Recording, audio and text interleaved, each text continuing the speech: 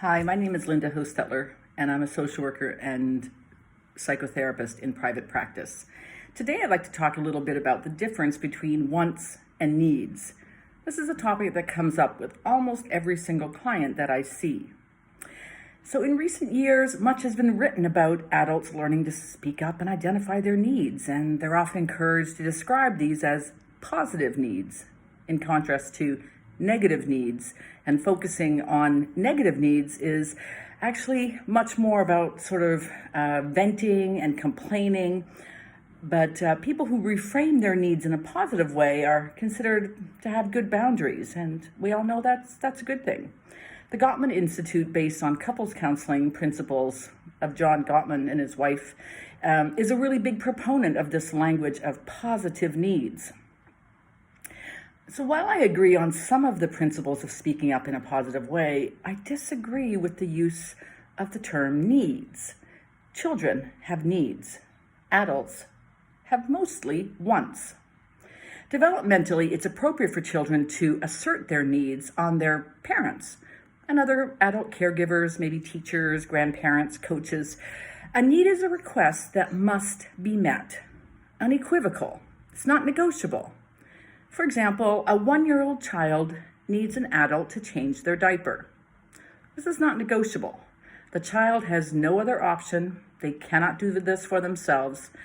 And if a 1-year-old child does not get their diaper changed in a timely manner, there are quickly natural consequences, like diaper rash. It's a really unfortunate situation very quickly. There are also emotional consequences of not having needs met. The child quickly learns that the world is not a safe place and that they cannot trust others. These emotional responses can have lasting impacts into adulthood. As you know, a 1-year-old, it seems like it's very young, and yet these lasting impacts are real. Children who don't get their needs met will have difficulty trusting others as adults for not only practical things, but also to meet their emotional needs. So if the parent's job is to slowly pass the responsibility for taking care of oneself to the child, ideally this transpires in an age-appropriate and graduated way. It starts at birth, and then it continues into young adulthood. For some children, it might be mostly completed by around age 16, while for others, it takes a bit more time, and it might be up to 20, even 25 is still age-appropriate and developmentally normal. This is the range. The human brain has been much researched in recent years, and we now know that there are major brain changes that occur several times in childhood. The first phase ends around age 6, just before children head into full-day school. Sometimes there's kindergarten before then, but the school component really is grade 1 when it's really full-time and full-day school. And many resources are poured into children in these early years, and this promotes as much growth early on, and the intention is to equalize opportunities for each and every child. There's another phase that ends at puberty, as the brain releases the potentiality of language, music, and movement that haven't been used enough to justify keeping them around. So they're not relevant. They get lost. What hasn't been used is let go of to allow growth of areas that are considered to be more useful and relevant to that person. There's a final phase one more time as the brain settles into its adult iteration somewhere around age 25. At this point, individuation has generally taken place. The brain is fully developed, and the adult self has settled into its standard groove of personality, values, and priorities. Of course, full development of the self can be thwarted for many reasons, and often is. Challenges can be interrupted by medical concerns, illnesses, accidents, and these all increase the child's dependency on adults, including medical professionals, even therapists. I'm surprised by how many individuals present to therapy for what ends up being medical grief and trauma. we would really do well to better debrief children dealing with any of these unfortunate but common events and support their emotional needs at that time, rather than simply addressing the physical needs. I believe we do a better job than we used to with this by allowing parents to stay with children in hospital, for example, but there are still not enough resources for the family in many of these situations. In the middle years, there are often breaches in safety with adults who are entrusted to care for children in extracurricular settings. Relationships involving teachers, coaches, and playdates are not always seen for what they are, and abuses of power involving abuse, whether it be sexual, physical, and emotional, are too often kept secret till much later. These breaches of trust by the adults will stop the natural development of trust of self and others. And no matter how much we like to think that strangers are the danger, statistically, much more harm is done to children by people in our homes. This includes the abuse and emotional pain inflicted by parents on children. This is not only the biological parents, but step-parents. Regardless of the source of stress on the parent, it is the parent's job to handle and mitigate their own stress and not pass it on or take it out on the children.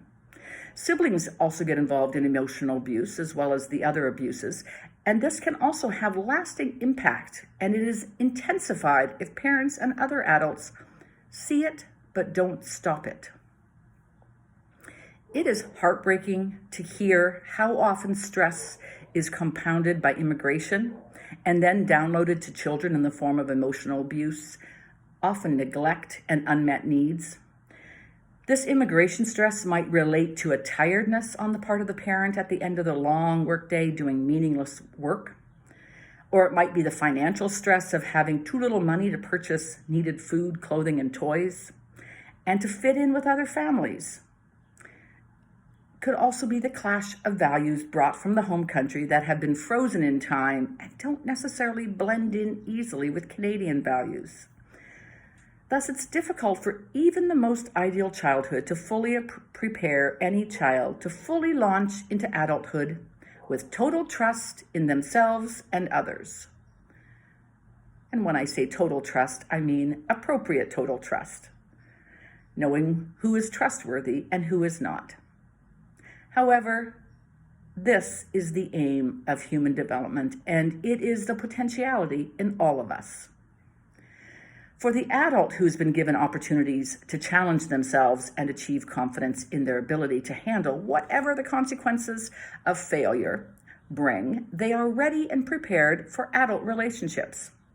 They have learned to meet others and engage deeply and meaningfully in their many relationships with family members, romantically, and in friendships. They've learned that some people are not trustworthy, and they will stay away from these people. They will set boundaries, appropriate boundaries.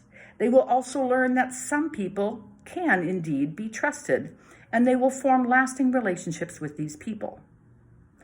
And they will take appropriate risks in their careers, finances, and living arrangements, and find reasonable and manageable ways to show up as adults in the world.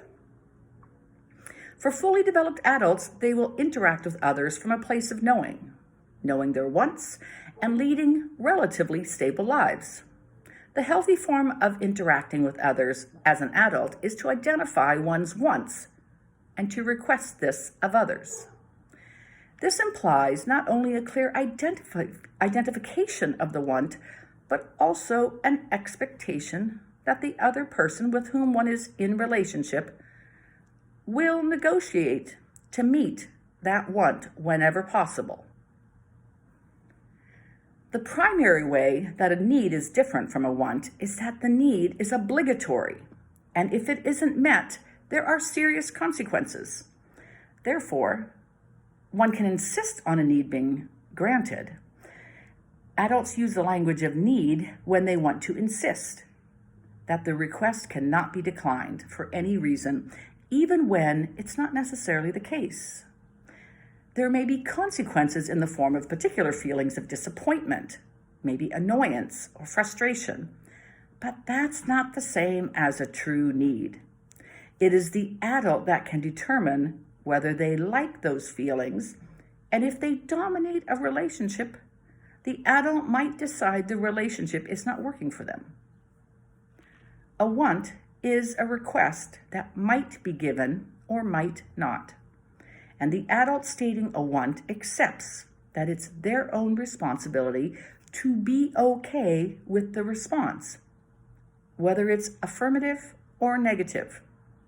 This requires a high level of emotional regulation and often includes the memory of past requests that were either affirmative or negative. One way to handle the fear of the negative is to assume another negative, and for the adult to essentially shut down and never acknowledge a want. It's common to not really know one's wants. This can feel safer, but it is a life filled with smallness, living smaller than necessary. There are many ways to practice speaking up for a want. One of the most common ways is a simple sentence. When you do a specific action, I feel, name that feeling, and I want you to name another specific action. Another way to speak up for something you want from a relationship is to start with affirming the relationship. An example would be to say, I love you and like being your partner, and I want you to just listen when I complain about work and not try to fix it.